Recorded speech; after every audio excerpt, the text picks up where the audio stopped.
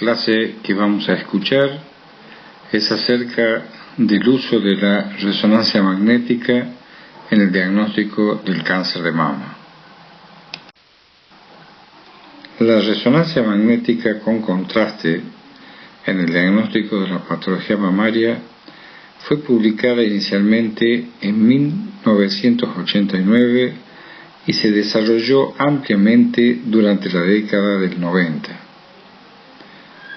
Como contraste se utiliza el gadolinio, que es una sustancia paramagnética que cuando está presente en el cuerpo altera las propiedades magnéticas de las moléculas de agua cercanas, aumentando la calidad de las imágenes por resonancia magnética. Sabemos que el crecimiento de los tumores está influenciado por diversos factores, entre los cuales el aporte vascular es el más importante. Al crecer el tumor, se produce un aumento significativo de la demanda de oxígeno y otros nutrientes.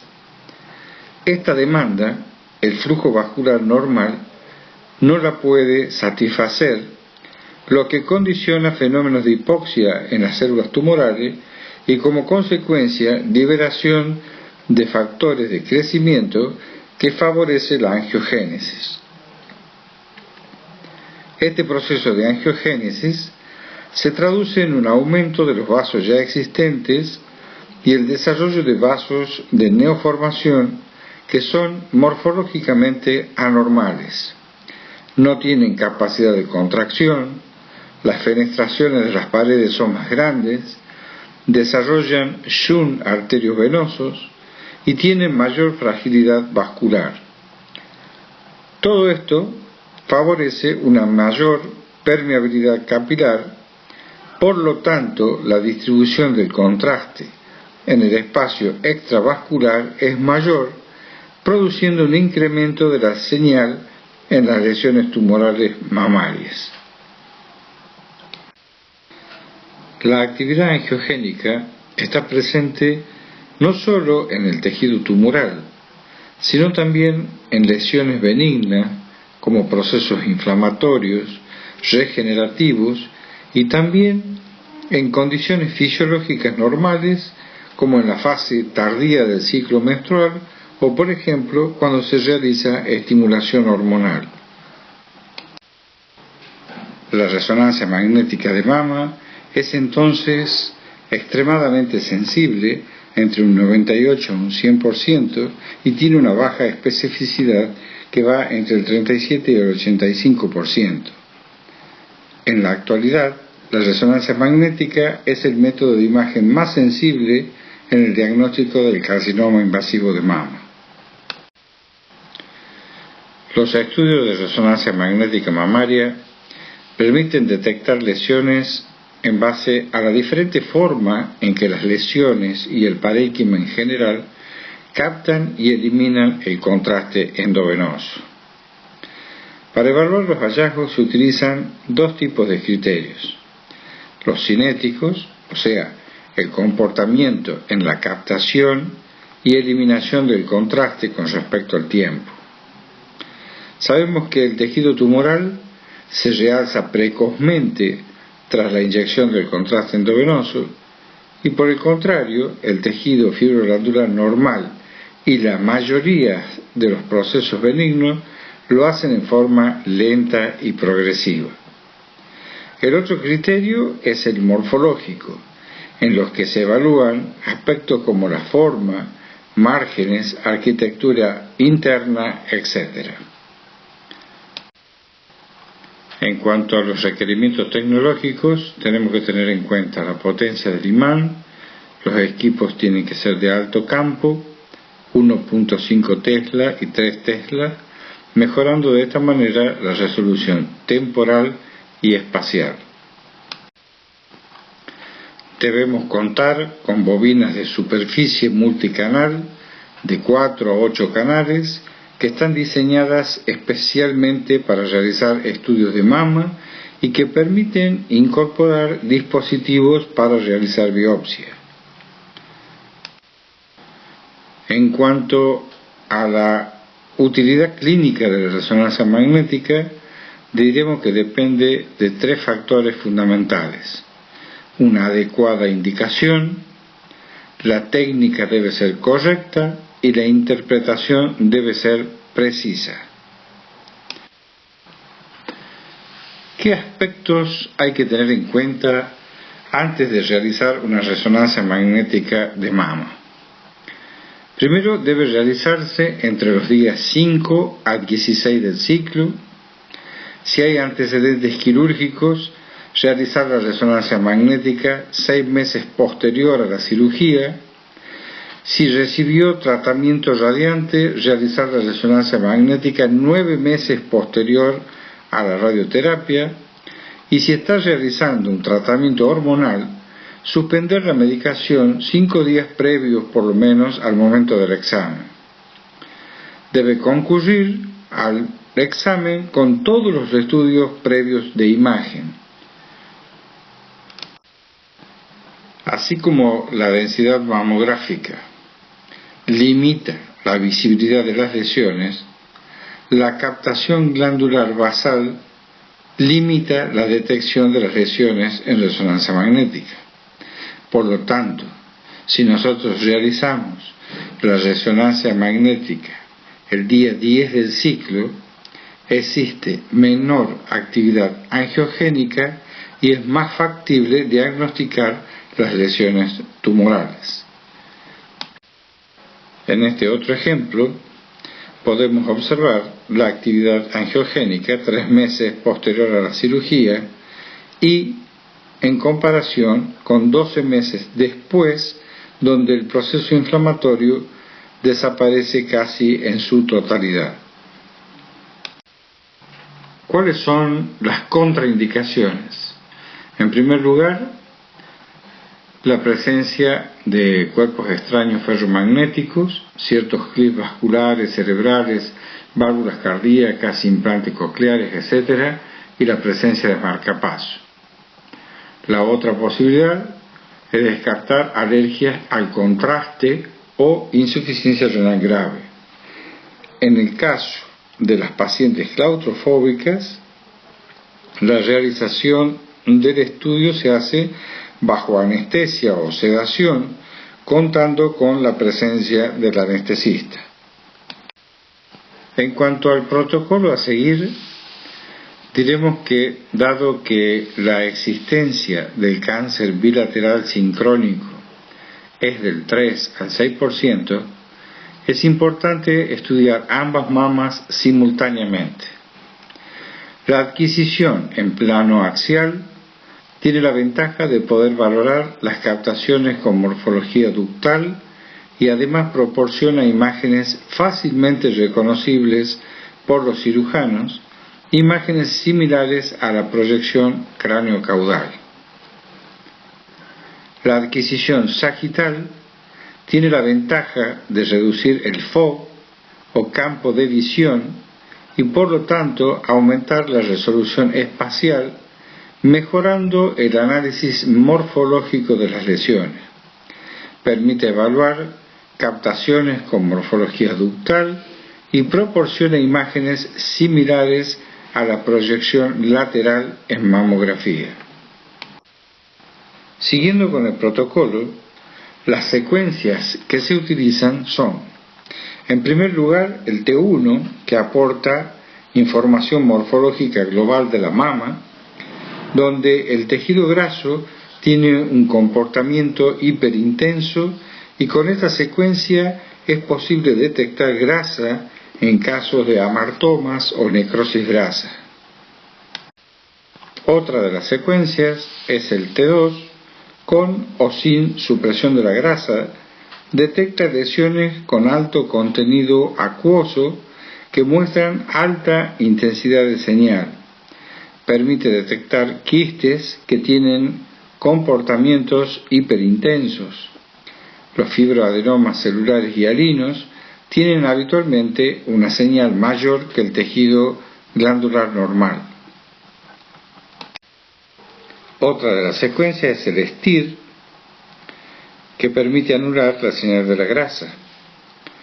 En la actualidad, existen secuencias dinámicas que utilizan un pulso previo de saturación de la grasa, anulando su señal y apareciendo hipointensa.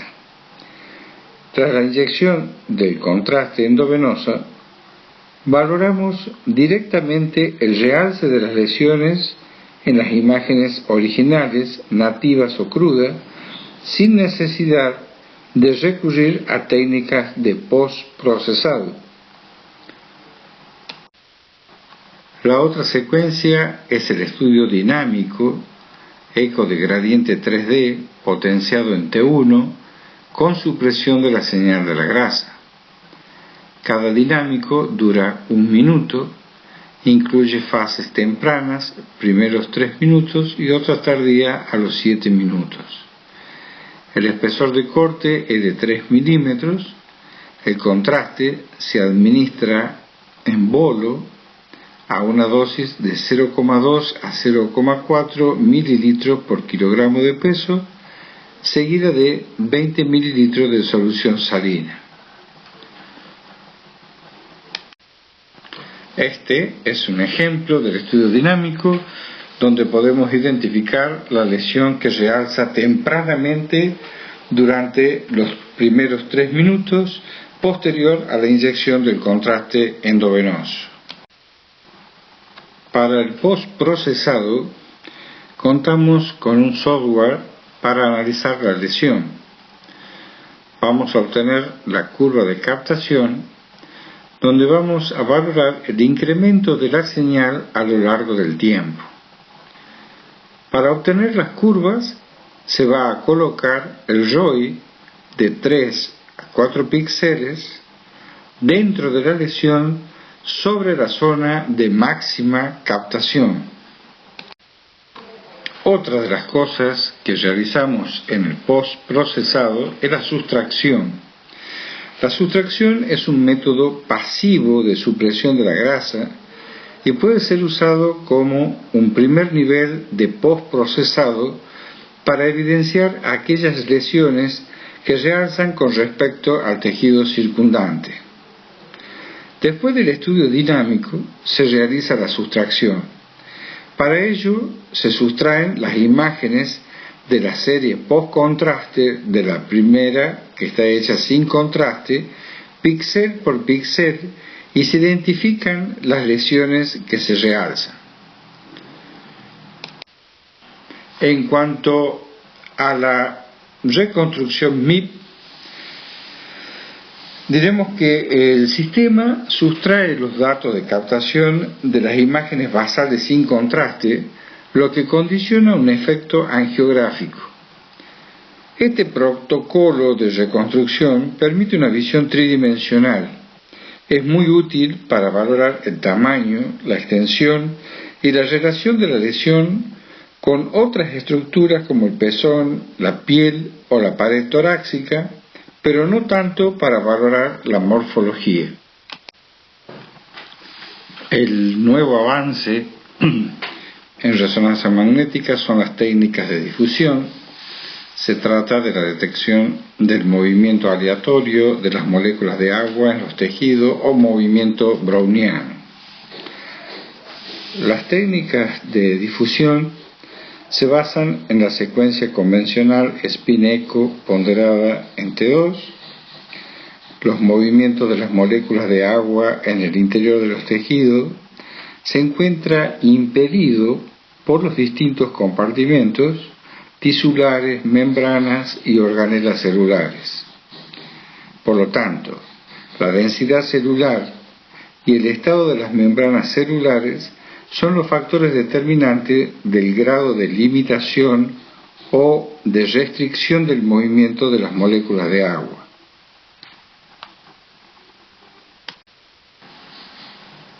El análisis cuantitativo de las imágenes de difusión se realiza calculando el coeficiente de difusión aparente, o CDA, que refleja la capacidad de difusión específica del tejido. Mide el desplazamiento en unidad de tiempo, milímetros cuadrados por segundo. En el caso de los tumores malignos, hay un aumento de las barreras a la difusión. Por tanto, la difusión va a estar restringida y el CDA va a ser bajo. En los tumores benignos y en los quistes existe disminución de las barreras de difusión, por lo tanto la difusión no va a estar restringida y el CDA será alto. El coeficiente de difusión aparente en el cáncer es de 1,08 por milímetro cuadrado por segundo. En el tejido fibroglandular normal es de 1,83. En el fibroadenoma, que es una lesión benigna, de 1,74, y en el quiste de 2,17 milímetros cuadrados por segundo. Por lo tanto, la difusión tiene una sensibilidad del 89% y una especificidad del 92%, sobre todo en lesiones superiores a los 10 milímetros. Entonces, la información que nos aporta la resonancia magnética es, por un lado, la vascularización de la lesión, la morfología de la lesión y la densidad celular. Ahora bien, ¿qué información nos aporta la resonancia magnética? Por un lado, la vascularización y por otro lado, la morfología de la lesión. Estas son las curvas cinéticas de captación. La intensidad de señal está expresada en porcentaje en función del tiempo en minutos. El realce inicial, los primeros 2 minutos, tras la inyección del contraste endovenoso, puede ser lento, moderado o rápido. La fase tardía divide a las curvas en 3 tipos: progresivo o tipo 1, en meseta tipo 2 y lavado, que es la tipo 3. Tanto las curvas tipo 2 como tipo 3 pueden sugerir malignidad. En estos dos ejemplos podemos observar en la fase temprana de la curva, durante los 2 primeros minutos, que la captación es rápida y presenta en la etapa tardía el carcinoma ductal infiltrante una curva cinética tipo 3 de lavado. En el ejemplo inferior vemos que durante los 2 primeros minutos también la captación es rápida, pero en la fase tardía tenemos una curva cinética tipo 2 o en meseta. Ambas son sospechosas de malignidad.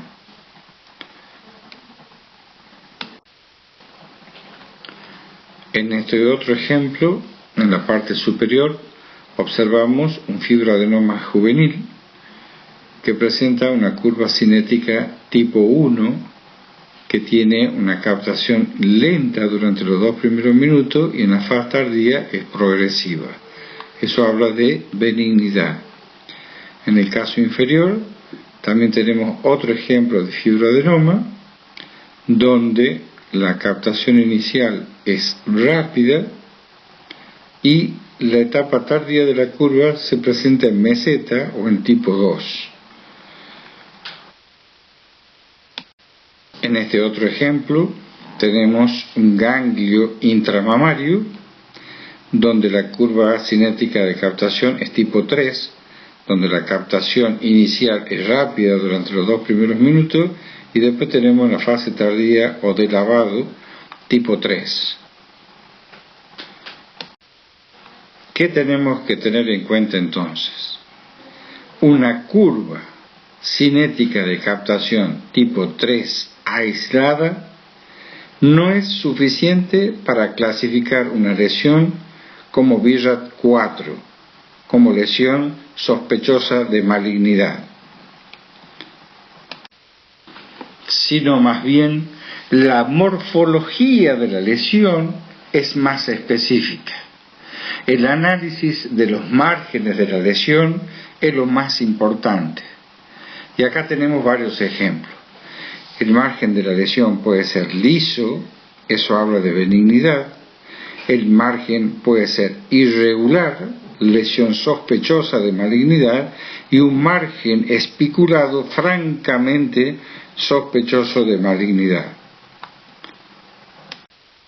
Dentro del análisis morfológico también vamos a considerar la estructura interna de la lesión, si la captación es homogénea, habla más bien de lesiones benignas, si la captación es heterogénea, sospechosa, si es en anillo, también sospechosa de malignidad, la captación es periférica, y también si presenta septos internos que pueden ser hipo o hipercaptantes.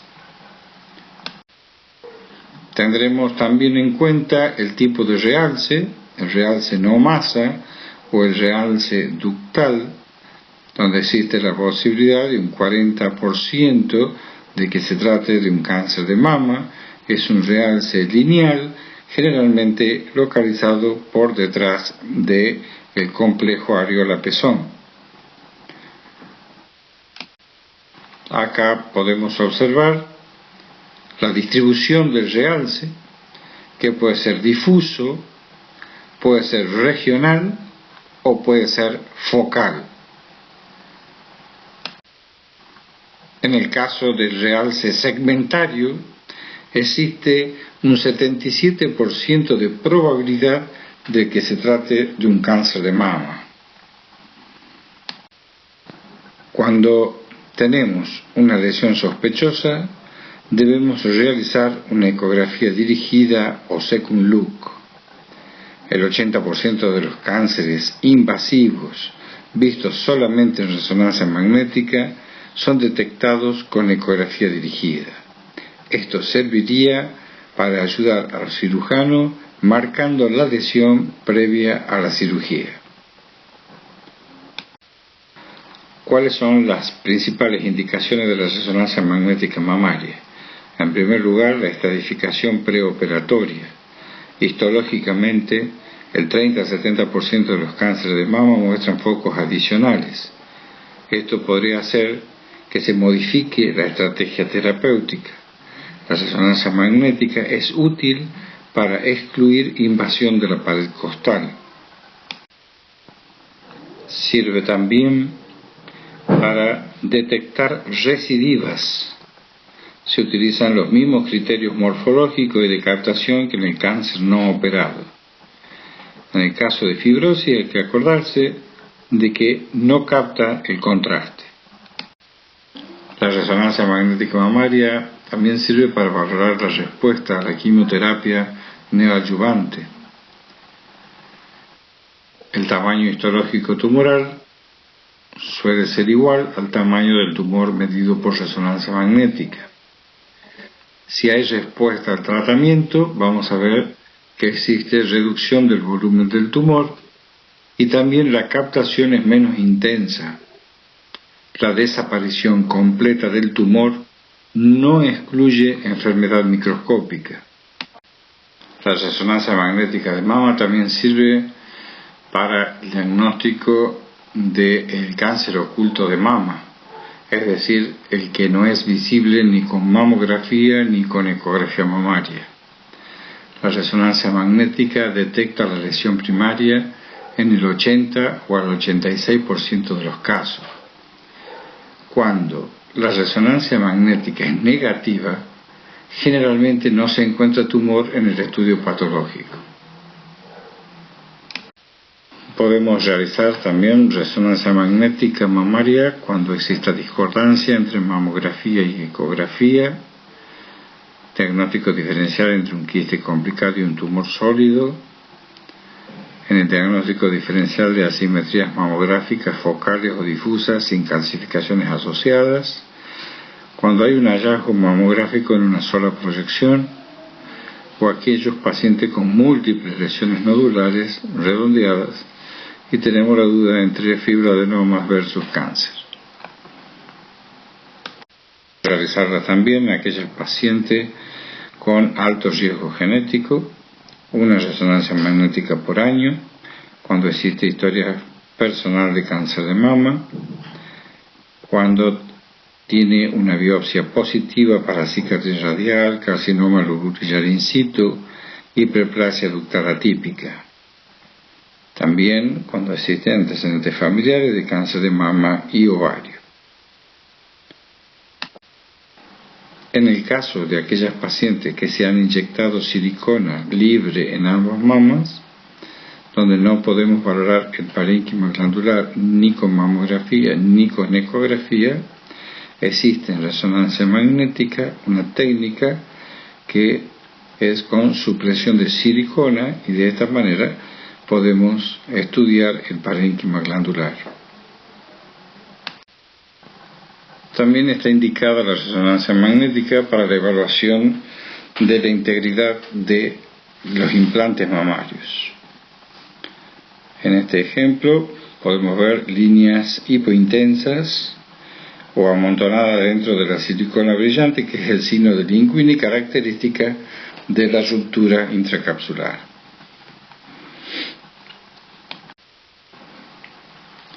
Por último, diremos también que podemos indicar la resonancia magnética mamaria posterior a biopsias quirúrgicas con bordes positivos, y también para evaluar la extensión real del tumor. Como conclusión diremos que la resonancia magnética es la técnica de imagen más sensible y específica para detectar cáncer de mama y focos tumorales adicionales en la misma mama o en la contralateral. La resonancia magnética de mama también permite planificar la realización de las cirugías y parece ser la mejor técnica para valorar las respuestas a los tratamientos.